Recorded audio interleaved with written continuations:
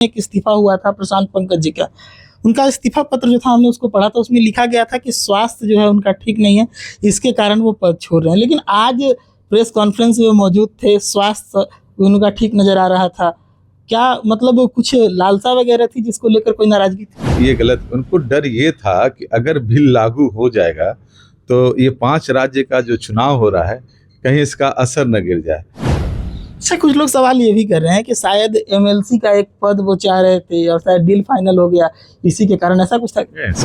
कि आप देख लो बहन बेटी और महिलाओं को कि भाई आप देख लीजिए कि ये कितना आपके बड़े दुश्मन है कि इतना अच्छा बिल लागू हो रहा था, इन्होंने बिल को गिरा दिया। नमस्कार, मैं प्रशांत और आप देख रहे हैं निशन सूत्र। देखिए, लोकसभा के अंदर नारी शक्ति वंदन अधिनियम जो है उसे लाया गया था ताकि जो 2029 का लोकसभा चुनाव है उससे पहले महिलाओं को 33% आरक्षण नवाजा जाए। लेकिन विपक्ष ने इसका विरोध किया और बिल गिर गया। नतीजतन अब जो एनडीए के घटक पार्टियां जो हैं वो अब ये बताने की कोशिश कर रही है पब्लिक को कि विपक्ष जो है वो कहीं ना कहीं महिला विरोधी है। इस मुद्दे पर बातचीत करने के लिए हमारे साथ आरएलएम के प्रदेश अध्यक्ष आलोक सिंह जी हैं, दिनारा से विधायक भी हैं। बहुत बहुत स्वागत सर। धन्यवाद। विपक्ष ने तो विरोध कर दिया, बिल गिर गई, अब आप लोग सड़क पर उतरकर क्या संदेश देंगे?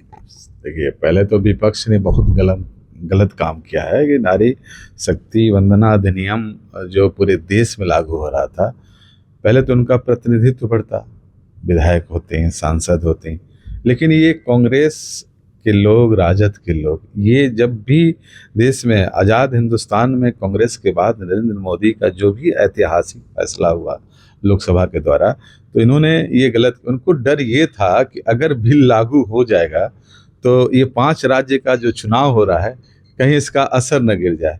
जबकि माननीय प्रधानमंत्री जी संसद में उनका स्पीच भाषण सुनिए, उन्होंने ये कहा अपने भाषण में कि मैं इसके लिए धन्यवाद आपको भी दूंगा, मैं आप समर्थन करिए।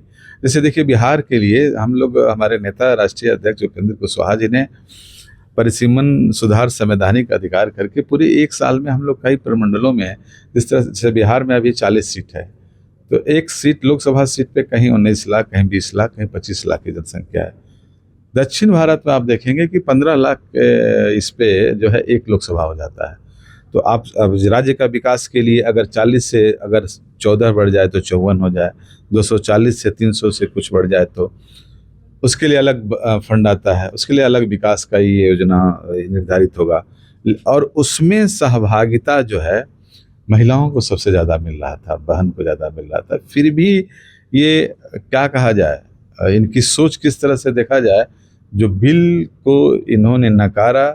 कल हमारी पार्टी जो है गिराया, राष्ट्रीय लोक मोर्चा के तरफ से हर जिला मुख्यालय पे धिक्कार मार्च के तहत हम लोग एकदम शांतिपूर्ण तरीके से धरना दे रहे हैं कि भाई संदेश देना चाह रहे हैं कि आप देख लो बहन बेटी और महिलाओं को कि भाई आप देख लीजिए कि ये कितना आपके बड़े दुश्मन है कि इतना अच्छा बिल लागू हो रहा था, इन्होंने बिल को गिरा दिया। उनको तो डर एक ही लगा हुआ था, लेकिन वो भी देख लेंगे 4-5 मई को आने वाला। चूँकि अभी जिस तरह से बिहार और देश पूरे विश्व में और नरेंद्र मोदी के नेतृत्व में आर्थिक तौर पे, सामाजिक तौर पे, मजबूती के तौर पे जिस तरह से भारत का पूरे विश्व में परचम लहरा रहा है, इनको अब अच्छा नहीं लगता ये सब चीज़। अब देख नहीं रहे कैसे कैसे घटते जा रहे हैं, फिर भी इनकी सुधार नहीं रही है।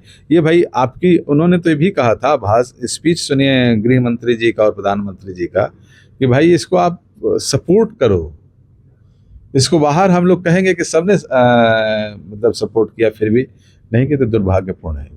जब बिल गिरा उसके बाद हम लोग विपक्ष के पास गए थे, विपक्ष के नेताओं के पास। सवाल यही था कि महिलाओं का स्तर काफी हद तक बदल जाता अगर ये पास होता, आप लोगों ने विरोध क्यों कर दिया? उनका एक सवाल था कि ओबीसी के महिलाओं के साथ बीजेपी और एनडीए जो वो पक्षपात कर रही, वो नहीं चाहती कि ओबीसी की महिलाएं आगे बढ़े। अच्छा, ये बता दीजिए आप कि ये एनडीए गठबंधन सरकार को आईना नहीं दिखे हैं। ओबीसी, शेड्यूल ट्राइब जो भी है, राष्ट्रपति, आप प्रधानमंत्री, आप देख रहे हैं कि पूरा प्रदेश में गृह मंत्री में किस तरह का हर समाज का समायोजन अगर देखना होता है तो एनडीए सरकार का। उनके शासन काल में कभी द्रौपदी मुर्मू राष्ट्रपति होती हैं, वाजपेयी जी के कार्यकाल में अब्दुल कलाम जी जो है राष्ट्रपति हुए। क्या ओबीसी का और दलित का बात करेंगे? ये तो अभी देख लीजिए, जैसे हमारे बिहार में माननीय मुख्यमंत्री जी के द्वारा 50% महिलाओं को त्रिस्तरीय पंचायत में आरक्षण दे, उसमें सारा जाति, अति पिछड़ा, दलित, महादलित, सबकी जो है पंचायत में रिजर्वेशन लागू हुआ था। और रह गया सवाल केंद्र में, तो ये अगर ये बात तो तब रखते ना जब सीट बढ़ जाती, उनकी सीट बढ़ने से पहले ही बिल गिरा दिए, तो उनको तो एक बहाना अब चाहिए ना, अफसना बोलने का। ये सब तो गलत तरीका है। और तुरंत आपके संगठन की तरफ लौटेंगे। कुछ दिन पहले आपके इस पार्टी में एक इस्तीफा हुआ था प्रशांत पंकज जी का। उनका इस्तीफा पत्र जो था हमने उसको पढ़ा था, उसमें लिखा गया था कि स्वास्थ्य जो है उनका ठीक नहीं है, इसके कारण वो पद छोड़ रहे हैं। लेकिन आज प्रेस कॉन्फ्रेंस में मौजूद थे, स्वास्थ्य उनका ठीक नजर आ रहा था। क्या मतलब कुछ लालसा वगैरह थी जिसको लेकर कोई नाराजगी थी? देखिए, संगठन के विषय में सामूहिक चर्चा करना और मेरा जवाब देना ठीक नहीं है। उस संगठन का आपस में स्वास्थ्य खराब था, उस दिन अभी आए थे, उन्होंने ये नहीं ना कहा था कि हम पार्टी के सदस्यता से इस्तीफा दे रहे हैं। स्वास्थ्य कारण से प्रदेश कार्यकारी से अध्यक्ष से इस्तीफा दिए थे। आज हम लोगों का हर जिला में जो है, ये कल धिक्कार मार्च का ही था आयोजन, मतलब दूसरा अपना संगठन का चुनाव था, तो कुछ उसमें वो आए थे। इस तरह की बात अब आपके माध्यम से मेरा कहना उचित नहीं है। अच्छा, कुछ लोग सवाल ये भी कर रहे हैं कि शायद एमएलसी का एक पद वो चाह रहे थे और शायद डील फाइनल हो गया, इसी के कारण ऐसा कुछ था। ये सब गलत बात है, सब चीज़। अरे प्रदेश, ये राष्ट्रीय अध्यक्ष का फैसला होता है, ये सब बेकार की बात है। ये सब बेकार की बातें हैं कि नहीं, ये सब चीज़ में अरे सब व्यक्ति काम करता है, इच्छा सबकी होती है। जब राष्ट्रीय अध्यक्ष जी सबका समायोजित, उनको तो विधानसभा में टिकट भी मिला था, टिकट उनको मिला था। हम लोग 6 सीट मिला राष्ट्रीय लोक मोर्चा को, 6 सीट में वो भी चुनाव लड़े। तो ऐसा जब समय संजोग, अब पार्टी बड़ी होगी तो निश्चित तौर पे सबका समायोजन होगा। पार्टी की बात करें, पार्टी एक अच्छे कंडीशन में इस वक्त है आपकी, और अब संगठन में चुनाव वगैरह भी हो रहे हैं। क्या कुछ नया प्रारूप तैयार करेंगे पार्टी के लिए? क्या कुछ नया प्लान है कि अब जो है ऊंचाई और बढ़े? बिल्कुल, हर जगह पूरे अभी सदस्यता अभियान चला, और उसका हम लोग तिथि भी, पंचायत स्तर पे चुनाव होगा, फिर प्रखंड स्तर पे चुनाव होगा, फिर जिला स्तर पे चुनाव होगा, फिर राज्य स्तर पर चुनाव होगा, फिर राष्ट्रीय अध्यक्ष जी का भी चुनाव होगा। उसको हम लोग कहीं दिल्ली या हैदराबाद या लखनऊ करेंगे। और अभी जिस तरह से उत्साह के साथ सदस्यता अभियान चला, बहुत सारे सदस्य बने, और इसमें पहली बार एकदम चुनाव के माध्यम से जिला अध्यक्ष का, प्रखंड अध्यक्ष का, पंचायत अध्यक्ष का चुनाव होने जा रहा है। तो लोगों में उत्साह है, और पार्टी के प्रति लोगों की उत्साह बड़ी है। और हमारे नेता पिछले 40 साल का संघर्ष उनका रहा कि लोग आज भी उनके साथ उतना ही जुड़े हुए हैं, और पार्टी निश्चित तौर पे बहुत आगे जाएगी, और मजबूती के साथ हम लोग अब काम करने संगठन में, और मजबूत रहेगा पार्टी।